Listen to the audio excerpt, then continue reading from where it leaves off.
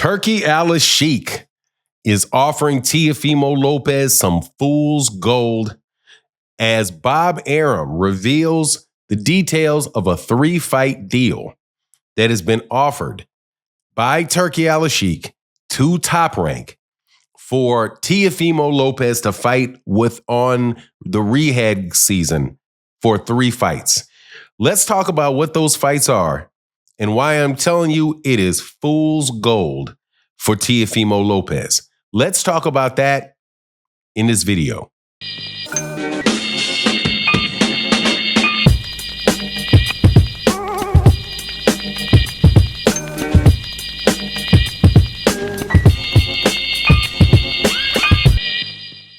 All right, welcome back to the channel. It's your boy Fanon. Look, man, I am not, despite what some people say about me, anti-Turkey Al-Sheikh. What I am is I'm anti-people telling stories about Turkey Al-Sheikh and making other fighters look bad. Because this man does not have an unlimited amount of money to do anything he wants to, as has been shown by the fact that he's had many fights that he's wanted to make that have not come to fruition.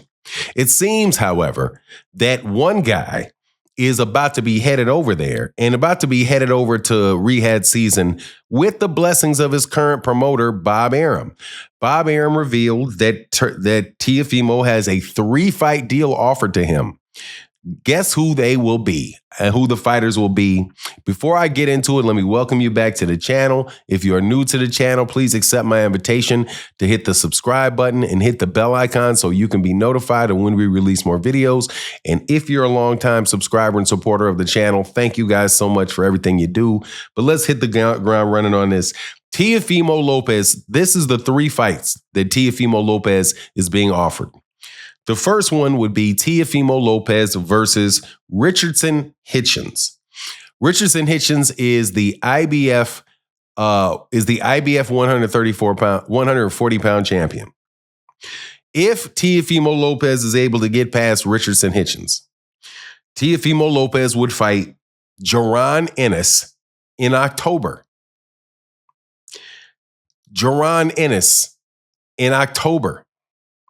And then if he beats Jaron Ennis, he will then fight the winner of Ryan Garcia and Devin Haney in February of 2026. So let's analyze why I call this fool's gold. Because it looks like a 3-fight deal, doesn't it? Well, you get Hitchens, you get Richard Hitchens first. Then you get Teofimo, then you get Jaron Ennis second. And third, where you're going to get that big fight, the winner of Ryan Garcia versus Devin Haney. Looks like a 3-fight deal, right?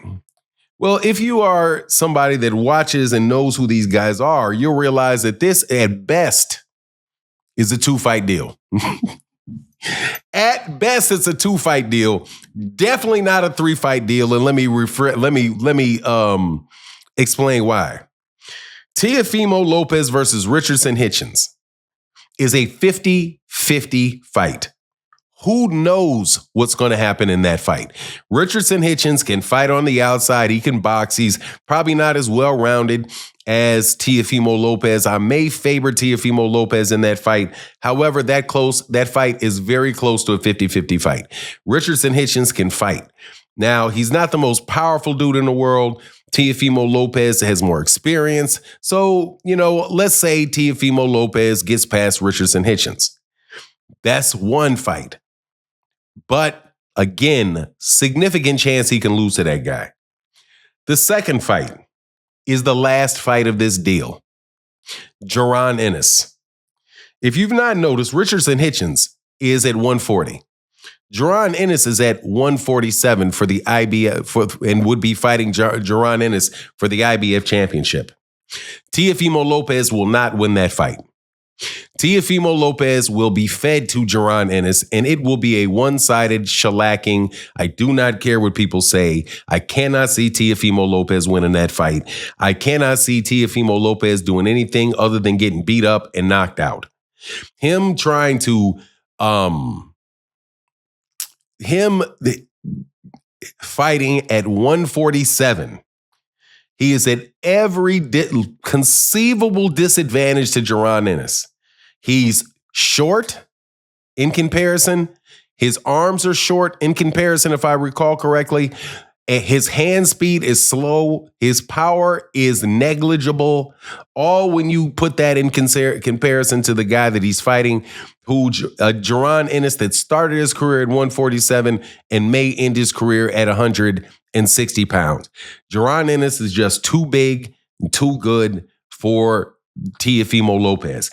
And please, all the people that are just out there looking for a reason not to like Jaron Ennis, please do not talk to me about this Karen Kugadajian guy who Jaron Ennis shut out 2 times. And the second time he fought him, Karen Kugadajian acted up and tried to fight some more. So, because, he looked so bad in the first fight running around that he wound up getting dropped. Now, he's a very, very good Karen Kugadajian was a good fighter, awkward fighter.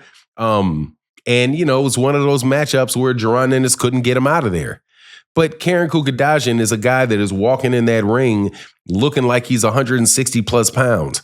He was a tall guy, long guy, had very good footwork, things that are not really, that you really associate with Teofimo Lopez.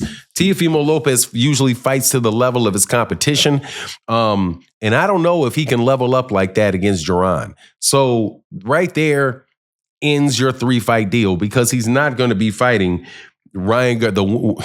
I think Ryan Garcia after that. It's probably going to be those guys going to challenge Jaron Ennis. But at the same time, hey, Teofimo Lopez, it could be fool's gold in the fact that you're not going to make it to the 3. But the way that Teofimo Lopez has been working with Bob Arum and the consternation that is obviously floating between the two of those guys, it may be the best chance that he has really to collect his money and get where he wants to be financially. He's never really seemed as if he was completely settled in with Bob Arum. If you recall, he had a big incident where he wound up fighting on DAZN against the former lightweight champion. His name is skipping my mind. But he who beat him and went on to lose to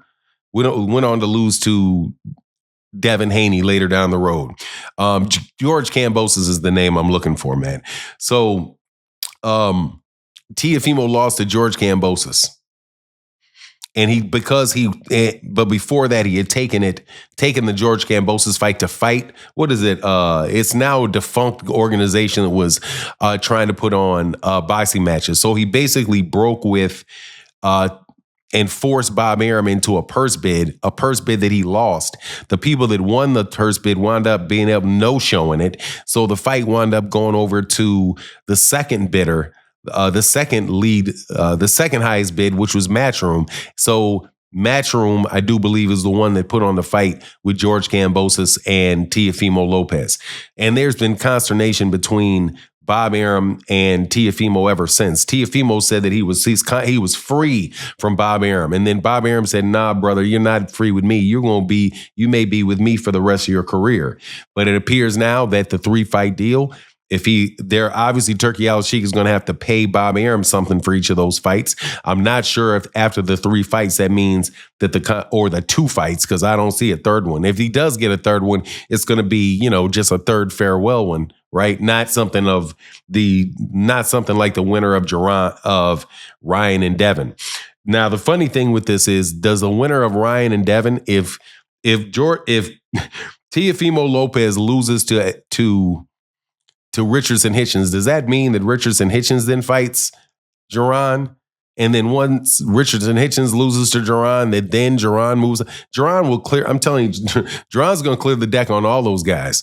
And if Turki Al-Sheikh is behind him doing that and funding him to do it, God bless you. God bless you, and more power to you. But at the end of the day, Teofimo Lopez needs to think very carefully about this. Even though I don't know if he has another route that is anywhere near this good, but he better be making sure that he gets a lot of cake out of this, because that is literally running the gauntlet.